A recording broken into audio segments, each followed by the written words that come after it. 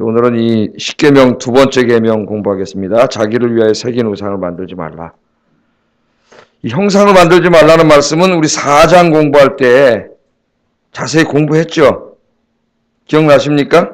신명기 오늘 18번째 강의인데 13번째 강의할 때 제가 설교했어요. 13번째 강의할 때 이 십계명 2계명에 대한 자세한 강의는 모세 자신이 했습니다. 4장에 나와요. 신명기 4장에. 하나님께서 시내산에 오셔서 이스라엘 만나실 때 어떤 자신의 모습을 보여주지 아니하시고, 그죠? 말씀으로만 너에게 나타나셨다. 그래서 어떠한 형상도 만들면 안 된다. 그런 말씀을 4장에 설교 쭉 했습니다. 자, 오늘도 다시 한번 우리 이 형상을 만들지 말라는 말씀, 특별히 8절 9절 말씀이 무슨 의미인지를 좀 공부하겠습니다. 이 말씀은 중세교회에서는 엄청난 사건이었어요. 이 사건 때문에 나중에 동서로마 교회 갈라지는 그 단초가 되기도 하고, 막 교회 안에 들어가서 막 있는 이 어떤 형상들을 다 때려 부수고 막 두 번에 걸쳐서 성상 파괴 운동도 일어나고 엄청난 일이 벌어졌습니다. 이 이계명을 지키는 문제 때문에.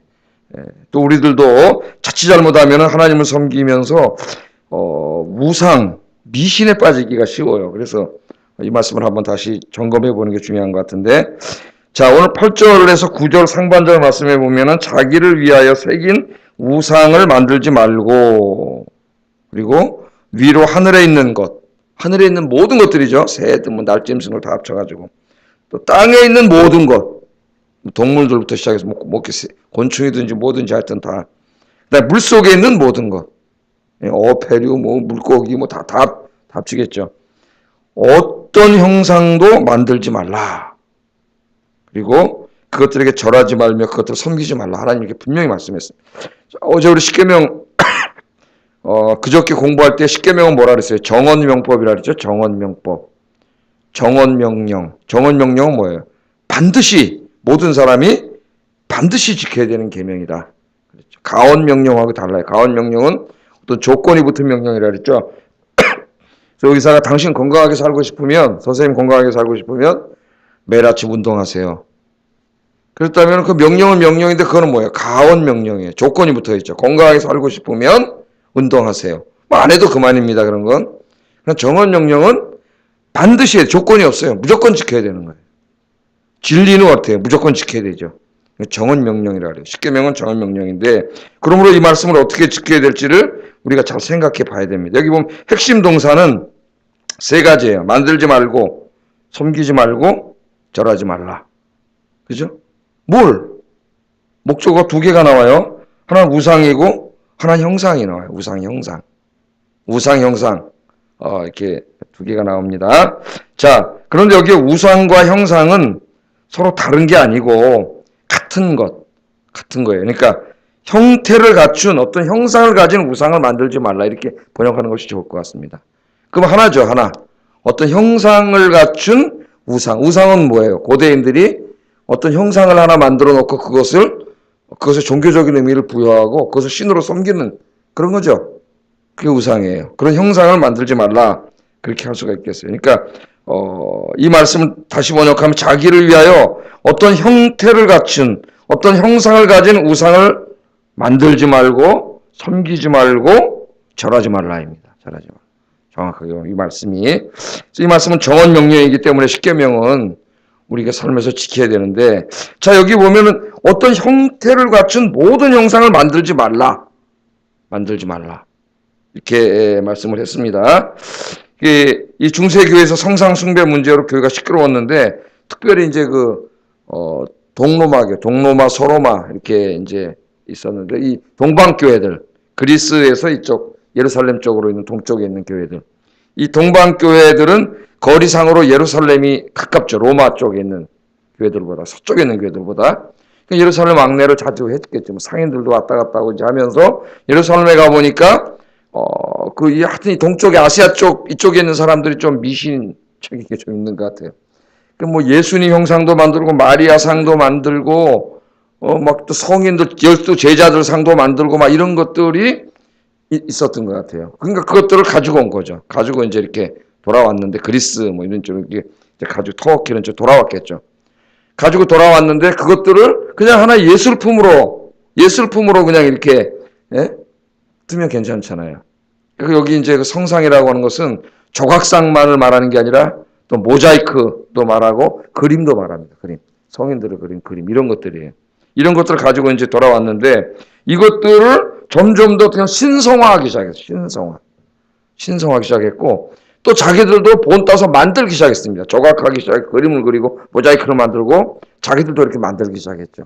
그래서 그것들이 점점점 많아지면서 교회 안에 그것들을 갖다 집어넣어 놓고 하나님께 예배를 드리는데도 이것이 예배에 도움이 된다고 생각을 했고 나머지 성도들은 어떻게 생각했겠어요? 그런 것들을 하나 가지고 있으면 굉장히 그것에다가 어떤 그 신성을 부여해가지고 마치 자기가 무슨 예를 들어서 뭐 마리아상, 뭐 예수님상 이런 조각상을 하나 가지고 있으면은 그 앞에 가서 절을 하고 기도를 하고 자기 소원을 빌고 병을 고쳐달라 그러고 복을 달라 그러고 이렇게 기도를 해서 마치 자기가 가지고 있는 그 상이 어떤 자기 소원을 들어주고 병을 고쳐줄 수 있는 것처럼 그렇게 되면 여러분 우리나라 전통 종교의 사람들이 가지고 다니는 뭐가 되는 거예요? 그게 다 부적 같은 거죠. 부적. 불안하잖아요, 사람이. 불안하니까 무당한테 가서 그럼 무당이 그래? 그럼 뭐 하나 해야죠. 뭐 이상한 노란 종에도 그 뭔 글씨입니까? 이상해 가지고 부적을 만들어주면은 여러분 지금 우리 교회 다니는 사람들은 대부분 부적을 가지고 있어요. 그거 뭐 농장에다가 장롱에다도 탁 집어넣고 막 그러죠. 지금 돌아가셨지만 이제 우리 교회 오래전에 돌아가셨는데 평생 무당 믿다가 이제 우리 교회 오시는 그 할머니 한번 집에 신방 갔더니 부적이 다 붙어 있는데 예수님 명절 막 다 뜯어버렸습니다. 그 30몇 년 동안 겁이 나가지고 부적 무서워서 하지 못했는데 예수 믿더니 다 뜯어버리더라고요. 야, 참 대단해. 그런 어떤 신성을 부여하기 시작하니까 그렇게 되면 큰일 나는 거 아닙니까 지금? 예? 그런 문제가 생기면서 이제 8세기, 9세기 두 번에 걸쳐서 이건 우상숭배다 해가지고 동방교에서도 성당 안으로 들어가서 다 때려부시는 거죠. 성상 다 때려부시고 이런 일들이 막 벌어졌습니다. 그래서 이것을 어떻게 해야 되느냐 이계명을 그럼 우리 그리스도인들은 어떤 조각해서 상을 만들고 막 성인들 예수님 그림 우리도 다 있잖아요. 집에 하나씩 그림도 막 그리고 모자이크만 이런 거 절대 하면 안 되나? 그 뭔가 교회가 답변을 해줘야 되잖아요. 많은 교인들도 예술을 하는 사람들이 있는데 어떤 상을 만들고 그러면 안 된다 그러잖아요. 근데 이제 이 동방교회일수록 사람들이 조금 거기에 또 종교성을 자꾸 부여하려고 하는 색채를 좀 미신적인 색채를 띠게 되고 서방교회, 로마를 중심한 서방교회에서는 만들 수 있다.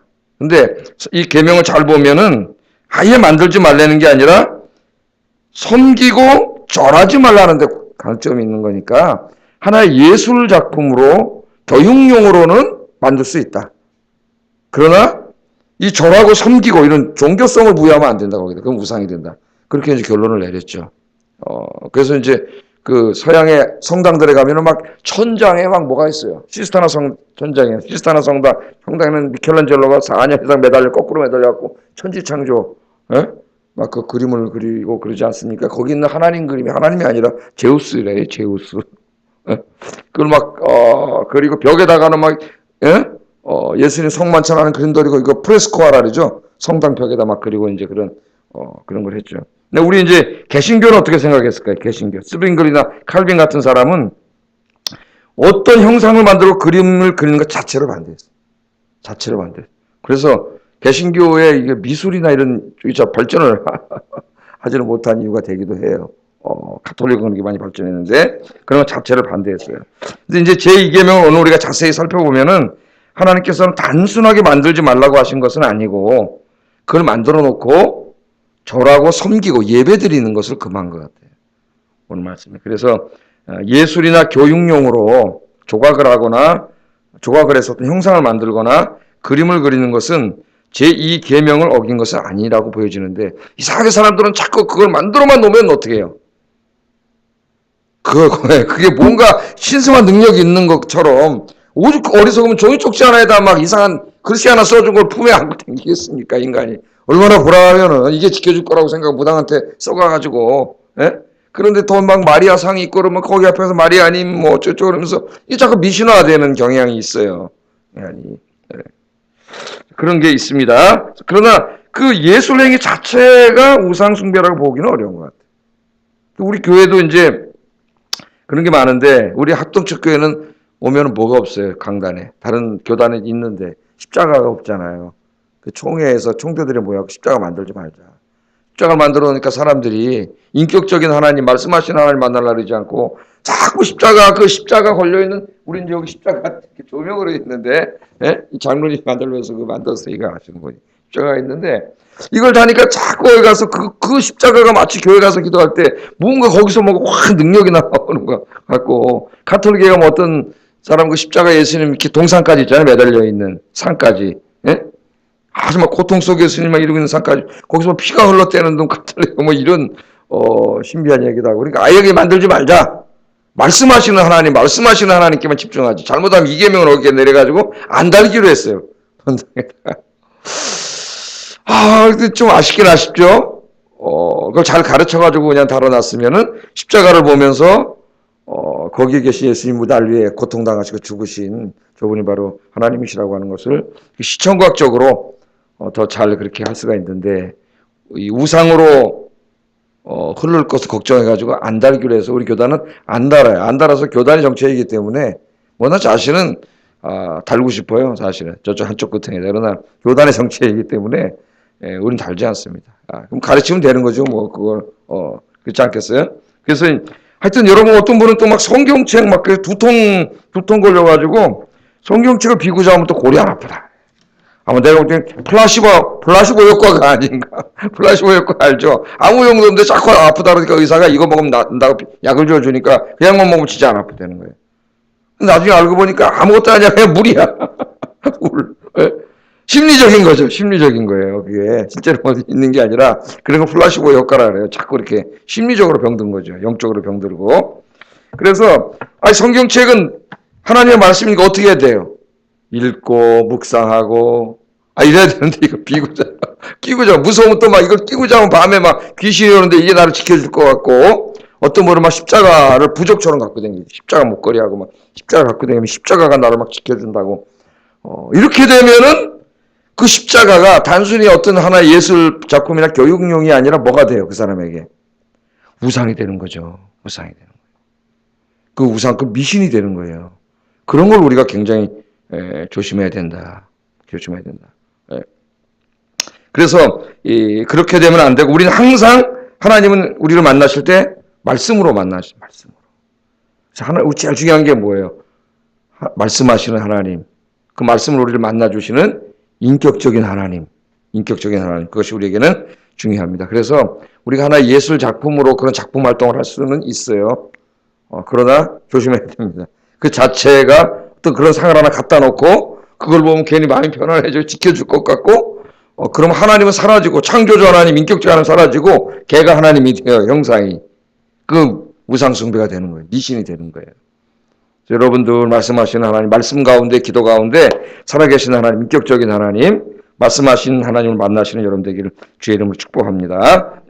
자, 그래서 하나님은 이것을 걱정하셔가지고 어떤 형상을 만들고 핵심은 그걸 섬기고 절하는 거예요. 예배하고 절하는 거예요. 왜냐면 고대 근동에 가면 다 그렇게 하잖아요. 근데 오늘 말씀에 뭐라 그랬어요? 자기를 위하여. 이게 중요합니다. 사람들이 왜 자꾸 형상을 만드느냐? 자기를 위하여 만드는 거예요. 하나님을 위하여 만드는 게 아니라 누구를 위하여 만든다 그래요? 하나님이 자기를 위하여 형상을 만든다는 말씀에 집중해야 돼요. 자, 이스라엘 사람들이 원래 형상이 있어요? 없어요? 아무것도 없어요. 근데 가나안 땅에 들어가면은 뭐가 있습니까? 온갖 형상을 다 만들어 놓고 섬기죠. 별도 있고 달도 있고 초생달 이렇게 만들어 놓고 또 신이라 그러고 별도 만들어 놓고 신이라 그러고 나무로 여자 하나 만들어 놓고 아세라라 그러고 바알이라 그러고 남자 신 바알 다 모든 신을 가지고 있는데 가만히 가서 얘기를 들어보니까 가나안 사람들이 뭐라는 당신들이 믿는 야훼 하나님은 광야의 하나님. 광야에서 지금 왔잖아요. 이렇게. 광야의 하나님은 맞는데 농사짓는 땅인 우리 가나안 땅은 여기는 그 하나님 무능한 하나님이라요. 그러니까 아무것도 못 해준다는. 여기는 다른 하나님이 있다는 거예요. 그게 누구예요? 비도 내려주고 농사도 잘 되게 해주는 바알과 아세라 하나님이 계시다는 거예요.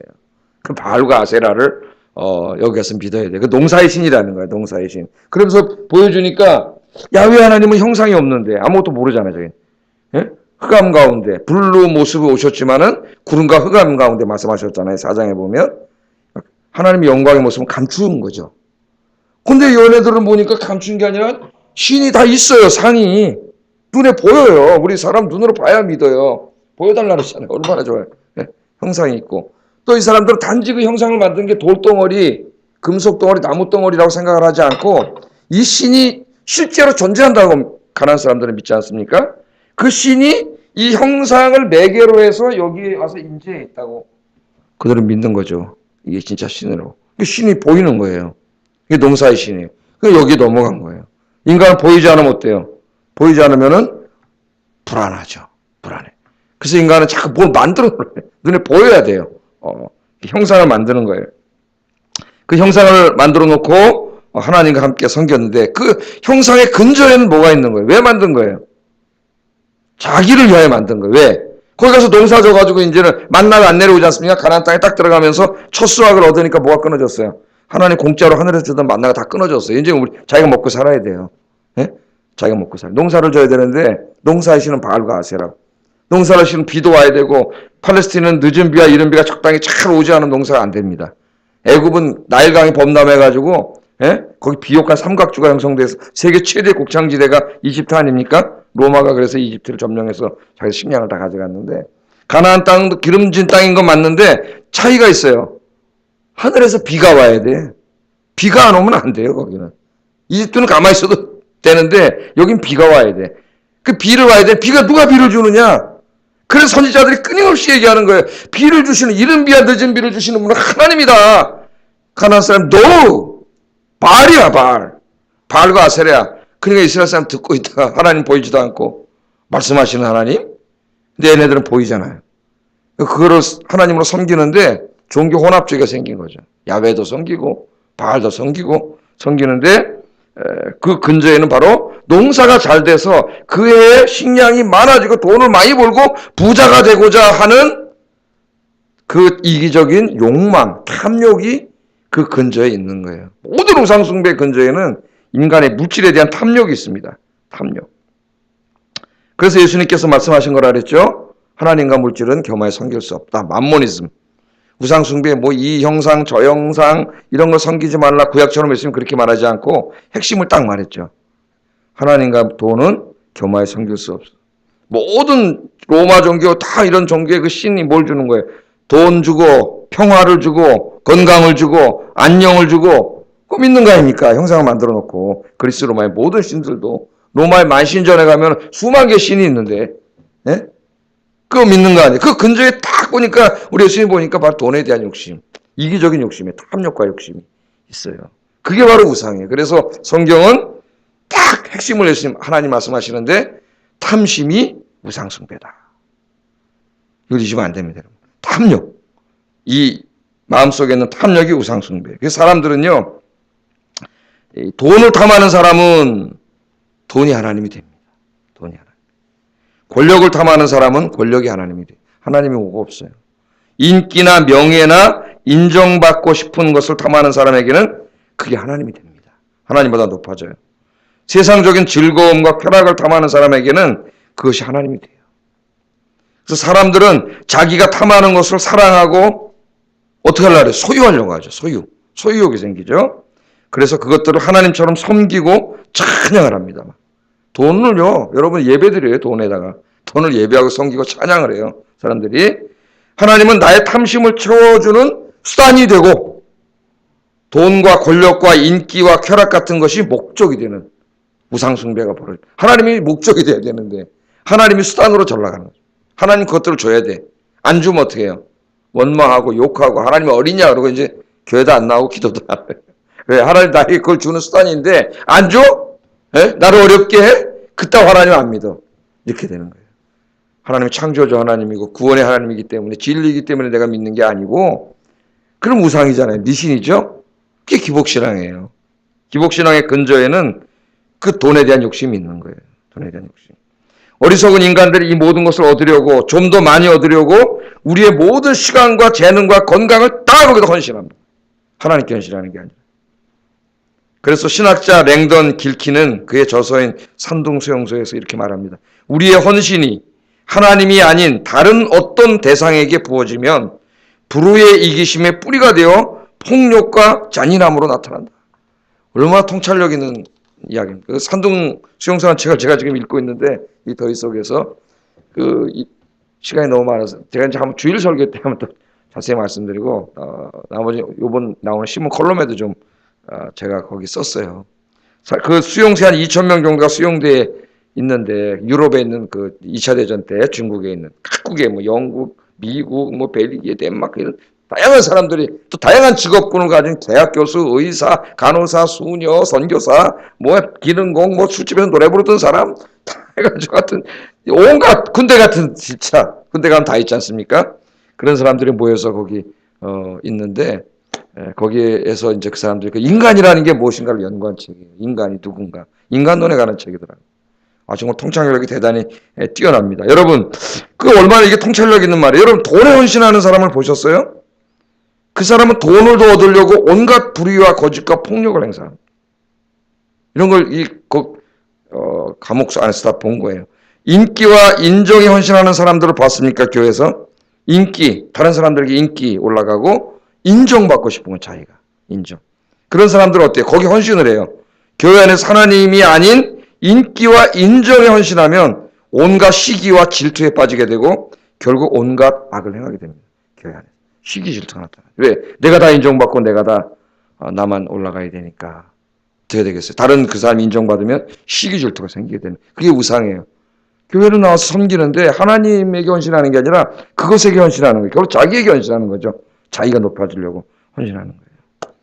여러분, 우리는 우리의 헌신을 오직 하나님 한 분께 바쳐야 돼요. 오늘 이 계명이 바로 그거예요. 하나님 한 분께. 우리가 하나님께 헌신을 바치면 비로소 우리의 모든 삶의 제자리를 찾게 됩니다. 내가 가장 사랑하는 분이 하나님이고 어제도 1계명도 말씀드렸지만 내가 가장 사랑하는 분이 하나님이고 나의 모든 충성과 헌신을 그 하나님께만 바치면 그 다음에 뭐 돈이라든가 권력이라 인기나 명예라든가 이런 모든 게 제자리를 찾게 돼요. 그런데 그 최고의 자리에 하나님 싹 내려놓고 다른 걸 얹혀놓으면은 그 다음부터는 이건 형상을 만들어가 똑같이 되는 거예요. 우리가 그래서 모든 우상숭배 근저에는 나의 이기적인 탐욕과 욕심이 뿌리를 내리고 있다. 탐심이 바로 우상숭배다.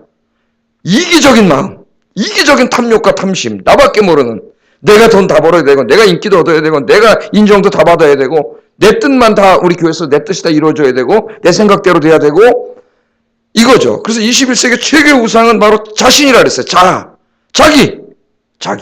자기를 너무 사랑해. 하나님보다도. 하나님 뭐라 그랬어요? 먼저 하나님을 사랑하고 두 번째 이웃을 사랑하고 세 번째 자기 자신을 사랑해. 먼저 하나님을 사랑하고 이웃을 사랑하고 자기를 사랑하면 행복이 오지만 거꾸로 하면은 불행이 다가옵니다. 지옥이 돼요, 이 사회가.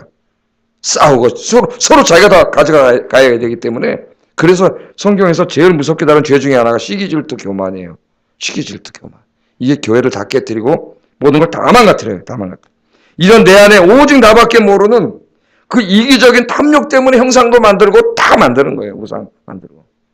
그래서 오늘 여러분 기도하십시오. 내 안에 이기적인 탐욕, 그게 돈에 대한 것이든 권력이든 명예든 인기든 다른 사람이 인정받는 것이든 그게 뭐든 나의 뭐 주도권을 행사하는 거든 사람마다 다르겠죠. 조금씩 다 할 수도 있고 내 안에 있는 이기적인 탐욕과 욕심이 바로 우상숭배라는 거. 예? 그게 하나님이라는 거. 그거를 다 내려놓고 하나님 사랑하고 이웃 사랑하고 하나님만 섬기는 여러분 되기를 주의 이름으로 축복합니다.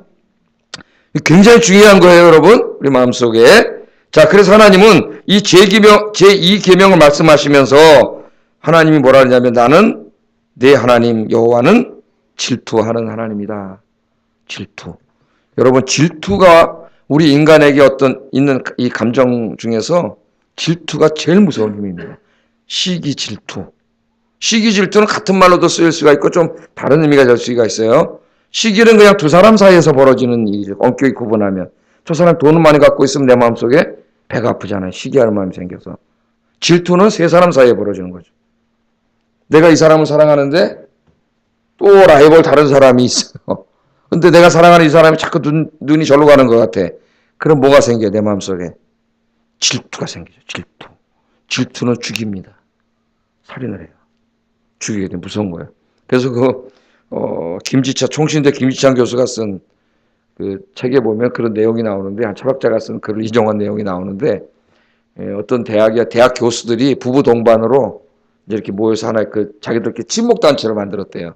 그래서 산책도 하고 등산도 하고 이렇게 이제 뭐 한 달에 한 번 모인대나 뭐 이래서 잘하는데 어느 날 이제 모여서 산책을 등산하다가 어떤 프로그램을 가졌냐면 부부끼리 이렇게 바꿔가지고 우리 옛날 청년 때 그런 거 좀 하잖아요.